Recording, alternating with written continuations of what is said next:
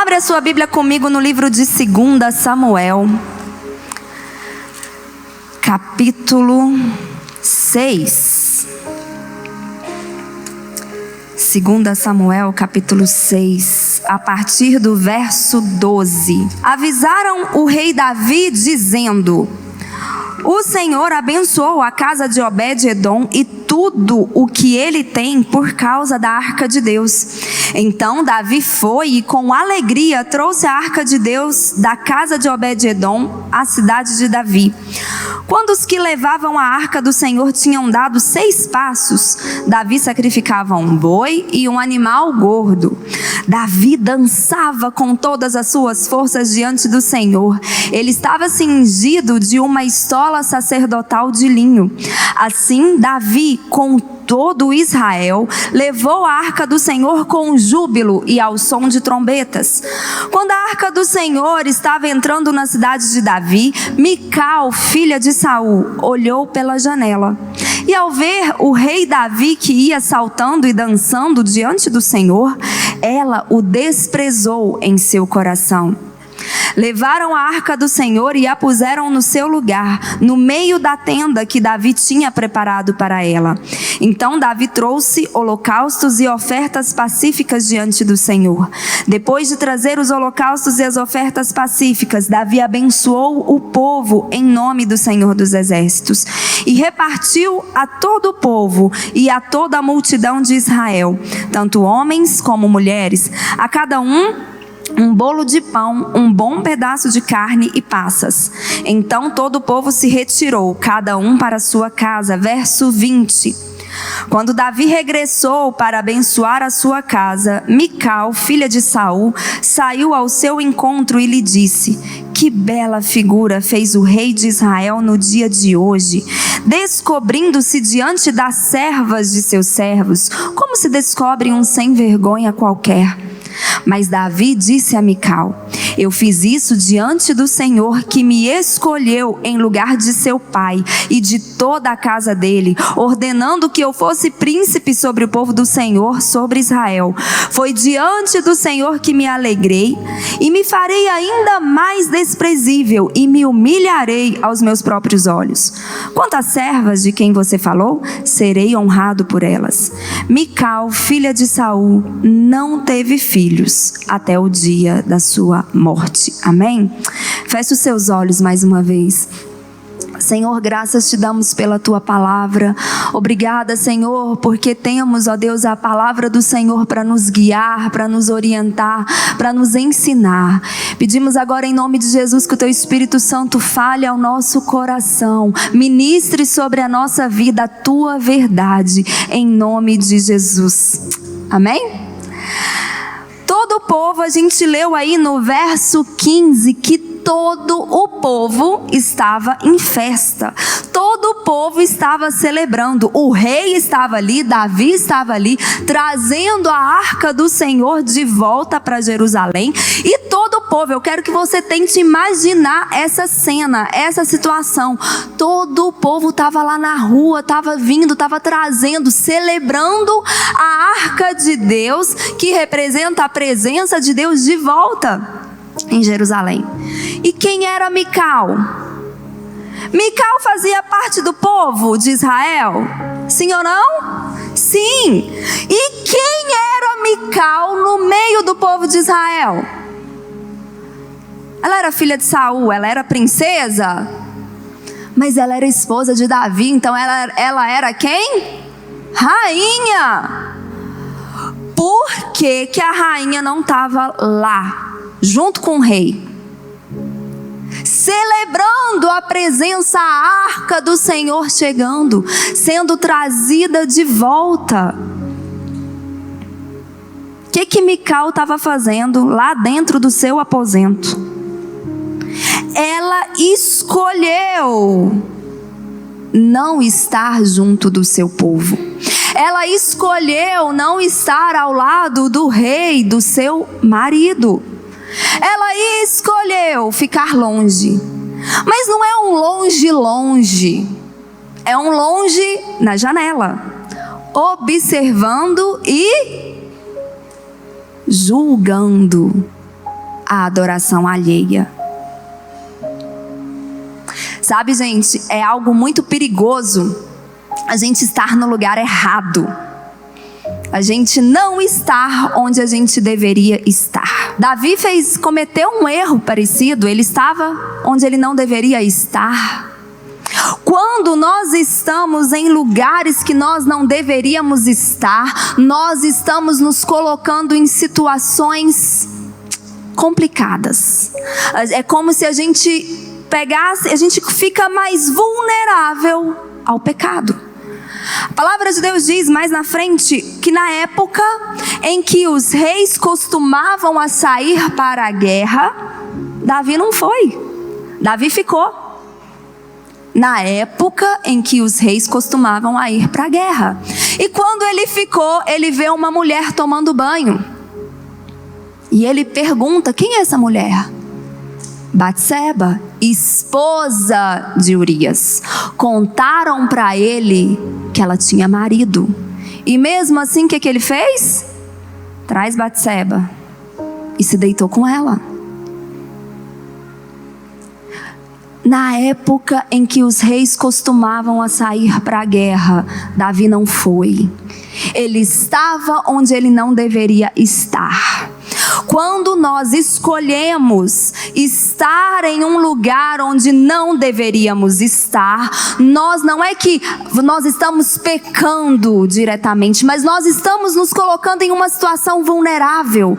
Nós estamos nos colocando em uma situação susceptível ao pecado, em que sim, nós precisamos lembrar, a palavra de Deus nos ensina isso. O diabo, que é o nosso adversário, que é o nosso inimigo, ele anda ao nosso derredor como um leão, ele anda atento. Você pode ser desatento, você pode durante a sua semana, no dia a dia, se esquecer de ler a Bíblia, se esquecer de orar, mas o diabo não esquece de te sondar, ele não esquece, ele não para de te rodear e esperando o momento para te atacar.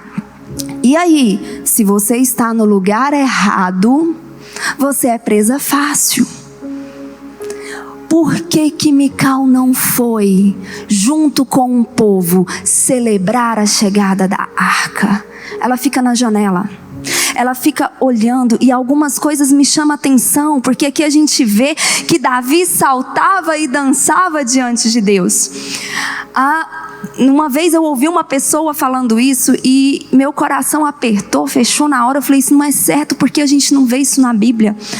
Uma pessoa, ela estava criticando, fazendo uma crítica aos momentos de louvor que tem nas igrejas, de louvor e adoração, falando que aquilo é muito emoção, não é nada espiritual. Tem sentido? A palavra de Deus nos ensina que nós devemos adorar ao Senhor com todas as nossas forças, com símbolos, com flautas, com danças. Nós devemos adorar ao Senhor com a nossa emoção, sim, com o nosso coração, sim. Na presença do meu Deus eu posso pular, eu posso dançar. Se você quiser dar cambalhota, você pode dar, porque você está fazendo em adoração a Ele. Ah, mas é humano, é natural. Gente, é relacionamento. Como que você demonstra amor pelas pessoas ao seu redor? Você abraça, você beija, você fala, não é? Você fala, vamos sair, vamos rir, vamos estar junto. Aqui, Davi, eu imagino que todo o povo, porque aqui diz no verso 15 que o povo estava com júbilo, tinha som de trombeta, tinha música, ele estava dançando, ele estava pulando, junto com todo o povo, se alegrando. Mas tinha alguém que fazia parte do povo de Deus, do povo de Israel, que estava a par, que estava olhando, que estava julgando. Quantas vezes nós não nos colocamos na posição de Mical? A gente julga a atitude do outro, a gente observa, a gente não está ali do lado do outro, fazendo junto com o outro, a gente está à distância. Que é isso? Que exagero, que extravagância. E às vezes a gente começa a julgar no nosso coração. Nós precisamos nos lembrar o que Deus nos ensina, o que Deus ensinou para o profeta Samuel. Deus não vê como vê o homem. O homem vê o exterior, mas Deus vê o coração. Eu não consigo olhar para alguém, analisar a atitude de alguém e ver o coração dessa pessoa. Eu não consigo analisar as suas ações, as suas atitudes e determinar se são boas ou ruins, porque eu não vejo o seu coração. Eu vejo aquilo que você faz, e dependendo da janela que eu estou olhando, dependendo do ângulo que eu estou olhando, a minha visão pode estar distorcida. Eu posso estar fazendo uma leitura errada. E não apenas observou e desprezou, como ela julgou Davi. E aí, palavras do próprio Senhor Jesus, quando estava aqui em Mateus 6: não julgueis, para não serdes julgados. Com a medida que vocês julgarem, vocês serão julgados, vocês serão medidos.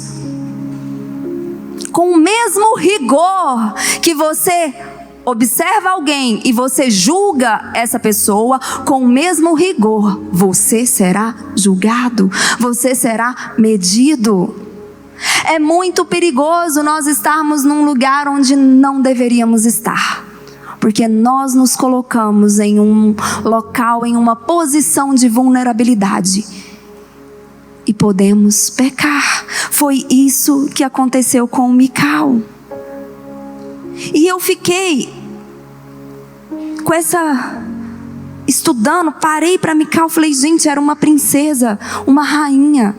O que aconteceu na vida dessa mulher? Porque quando você estuda a vida de Mical, a gente consegue perceber uma diferença muito clara nas atitudes dessa mulher. O que aconteceu com Mical ao longo dos anos que a fez tomar uma escolha, tomar uma decisão que a deixou estéril? Porque eu não quero fazer isso, você quer? Não, eu quero ser aquela pessoa, aquela filha de Deus frutífera, que onde chega, aquilo que coloca a mão, aquilo que intenta fazer, frutifica, amém? Você toma posse disso? Em nome de Jesus. Então nós precisamos cuidar para que não causemos a nossa esterilidade.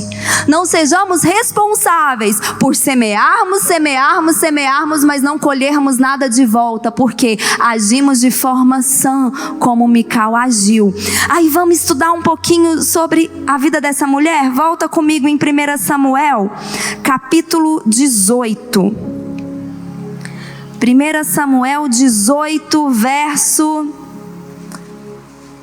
19. Vocês lembram que quando Davi ficou conhecido para Saul tomou conhecimento, Saul e todo Israel, né?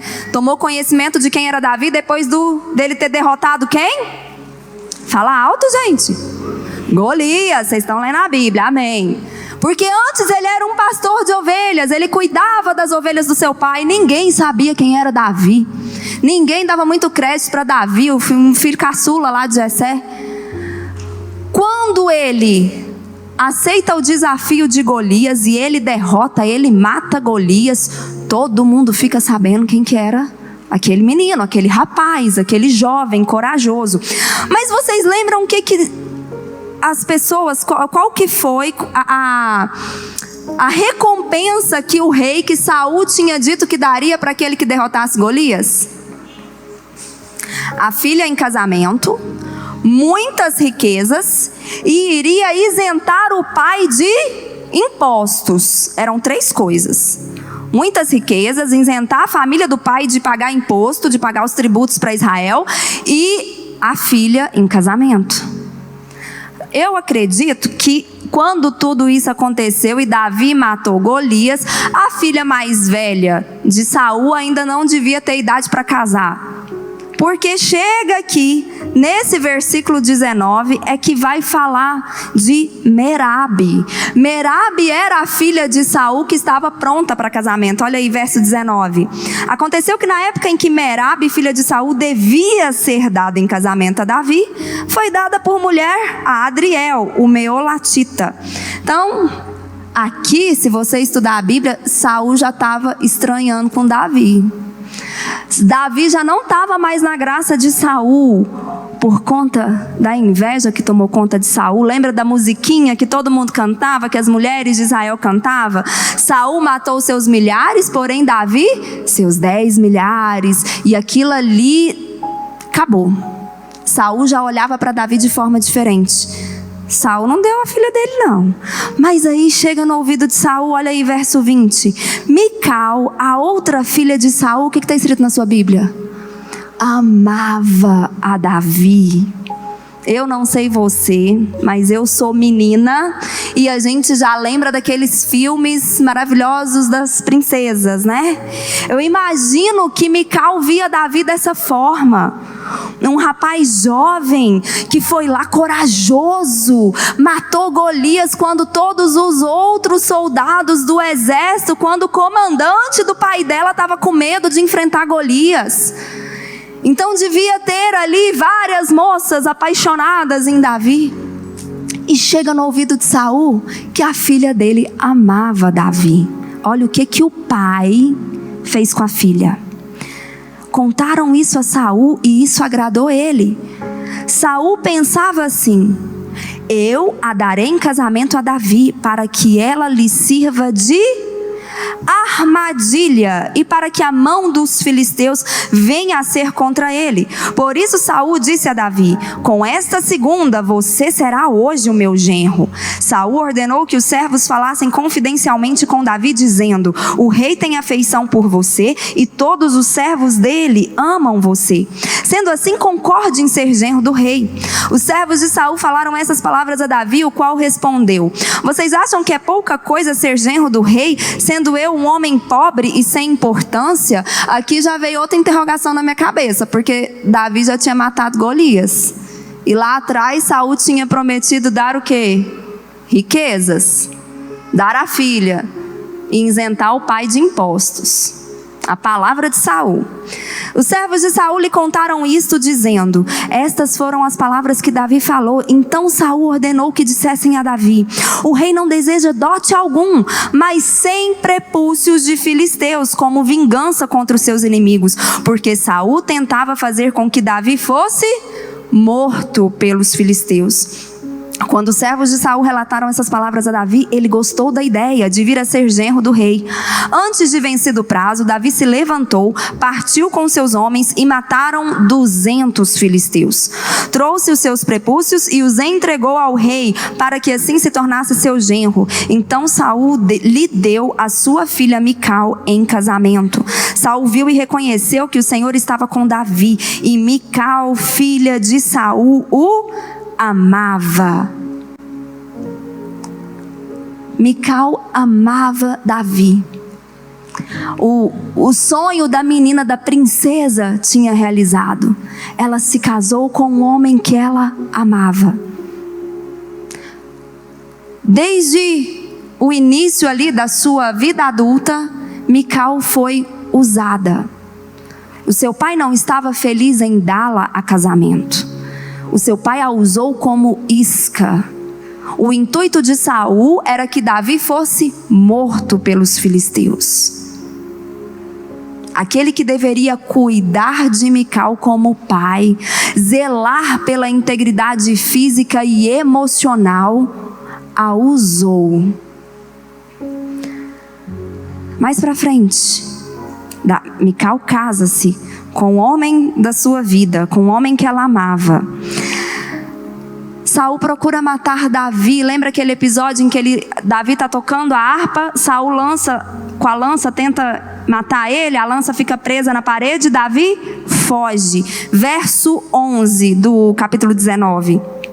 Naquela mesma noite, Saul mandou mensageiros à casa de Davi que o vigiassem para ele o matar pela manhã. Porém Mical, a mulher de Davi, o avisou: se você não fugir essa noite, amanhã você estará morto. Então Mical desceu Davi por uma janela e ele se foi, fugiu e escapou. Mical cometeu traição. Saul não era apenas o seu pai, Saul era o seu rei. O seu rei estava em busca do homem de Davi para o matá-lo. Mical ajuda Davi a fugir. Essa é ou não é uma mulher apaixonada, gente?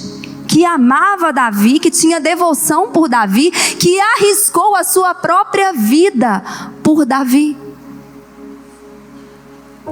Depois ela mente para o pai dela, fala: não, se eu não ajudasse ele ia me matar. E depois, alguns capítulos depois, eu acho, no capítulo 25, no verso 44, diz que Saul pega e dá ela a Paltiel. Pega Mical e dá ela para outro homem. Ela se casa com outro homem. A vingança contra Davi.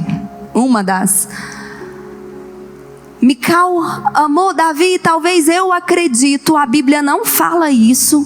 Isso é algo que eu imagino, que Mical ficou na expectativa de Davi buscá-la. Era o seu marido que ela amava, que ela arriscou a própria vida para salvá-lo. Não, quando ele estiver bem, estiver estabelecido, ele vai vir me buscar. E a gente estuda a Bíblia e a gente vê que não foi isso que aconteceu. Davi, a Bíblia não fala, nós não temos o relato de quanto tempo ele ficou fugindo de Saul. Mas a partir do momento que ele começa a reinar sobre Judá, ele habita em Hebrom, eu anotei aqui, está mais para frente, ele habita em Hebrom, 2 Samuel capítulo 2, vai comigo lá. Ele ficou 7 anos e 6 meses reinando em Hebrom. Davi já estava ali pertinho de Mical, Saul já tinha morrido. Ele fica por 7 anos e 6 meses e ele não manda buscar a sua amada. Ele não vai atrás daquela mulher que livrou a vida dele, que salvou ele da morte, daquela mulher que o amava. Em Hebrom, no capítulo 3, a Bíblia conta e dá os nomes que Davi teve 6 filhos, com 6 mulheres diferentes. Davi se casou com outras mulheres nesse tempo. Mical já estava lá. Talvez aí eu fiz uma estimativa, talvez 10 anos mais ou menos tivesse se passado. Desde o dia em que Mical arriscou a sua própria vida salvando Davi, passando ele pela janela para ele fugir, até um dia que ele volta, Abner vai falar com ele e ele fala: não converso com você enquanto você não trouxer Mical, a minha mulher, que eu paguei por ela. Mical vira um troféu na mão de um homem que ela amava. E quando isso acontece, quando Mical é tirada de Paltiel, que até então naquele momento era o seu marido, a Bíblia diz que Paltiel sai atrás dela chorando. Esse homem amava ou não amava Mical? Naquela época, para um homem sair chorando atrás da mulher que estava sendo tirada dele, que foi dada para ele e depois foi tirada. Mical era uma mulher completamente diferente. Quando ela desprezou Davi olhando pela janela, enquanto ele dançava na presença de Deus, daquela que pela janela ajudou Davi a fugir. Mical estava machucada, estava ferida. Os 2 referenciais de homens que ela tinha na vida adulta dela, o seu pai e o seu marido, o seu primeiro marido, aquele que ela amou, machucaram, causaram feridas. E Mical alimentava esse ressentimento. O que é ressentimento? É sentir de novo. É se apegar à ofensa.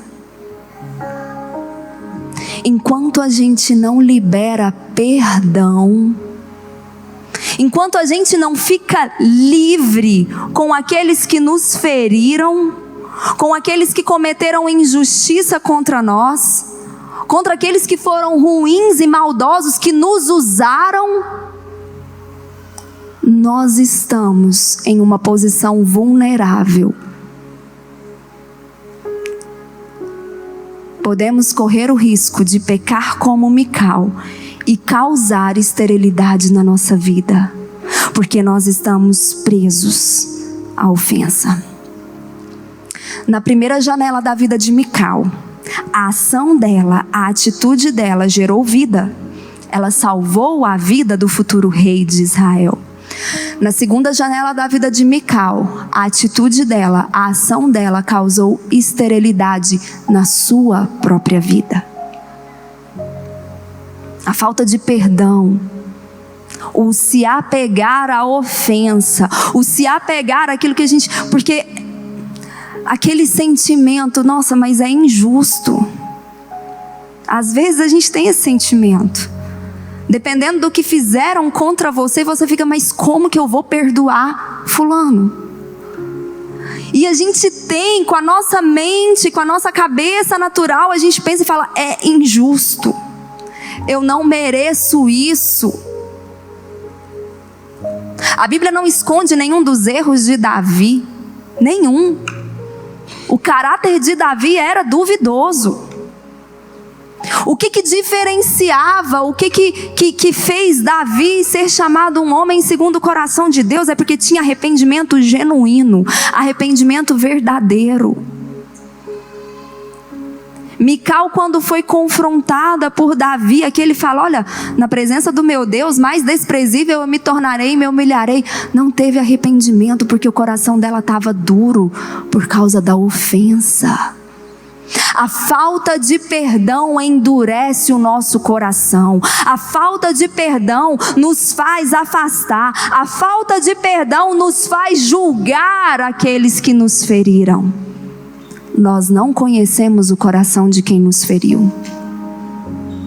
Nós não temos como dimensionar a obra que Jesus tem feito ou não na vida daqueles que nos ofenderam, daqueles que nos feriram. A gente só tem poder de escolha em relação ao nosso coração, em relação àquilo que nós iremos nos alimentar.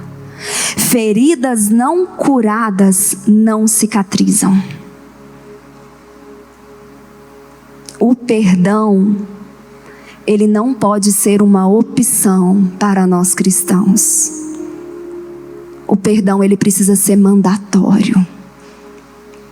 Tem coisas que são muito difíceis de perdoar.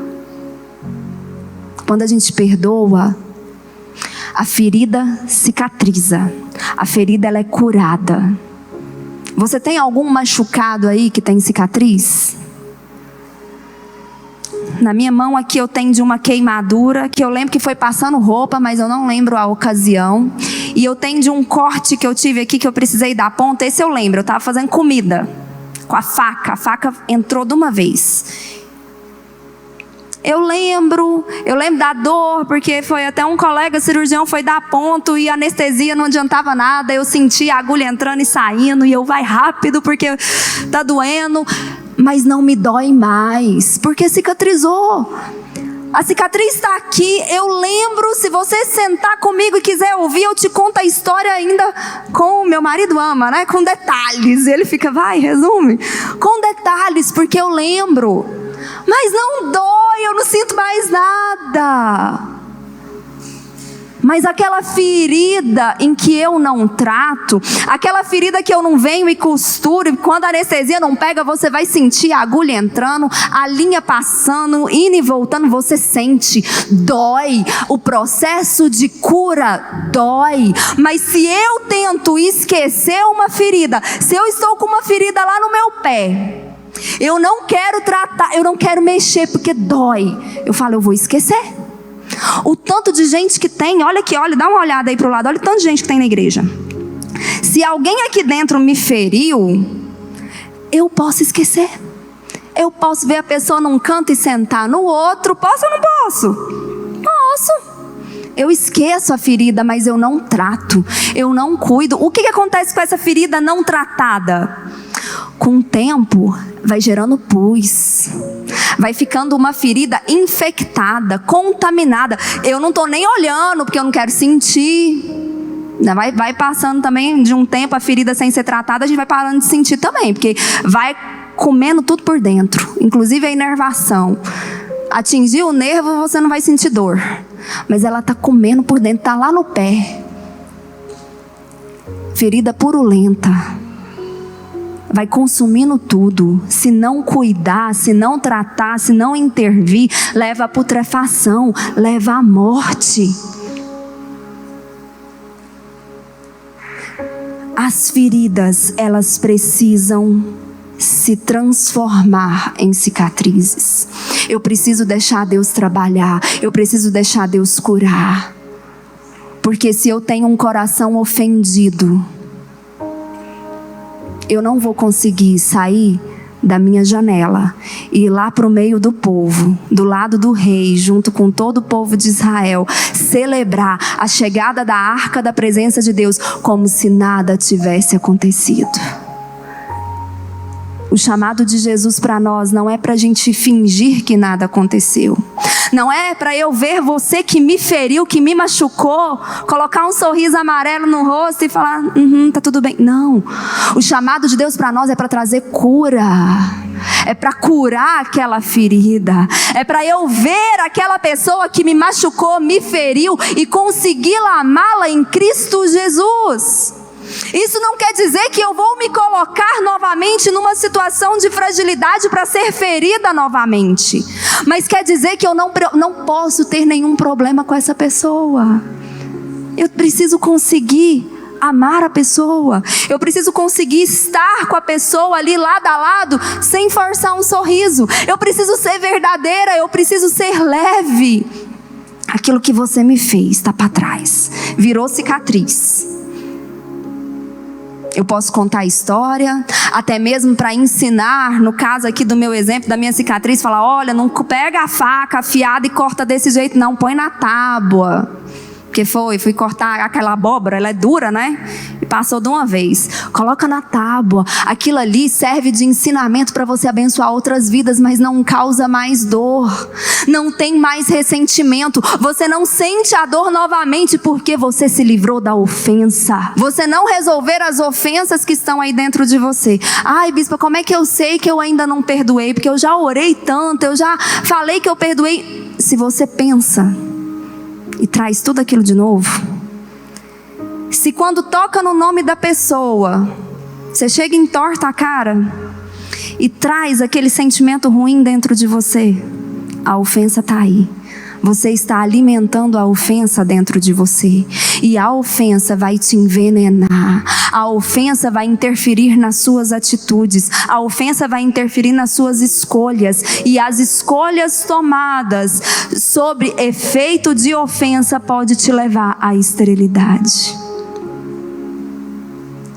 Abaixe a sua cabeça, feche os seus olhos.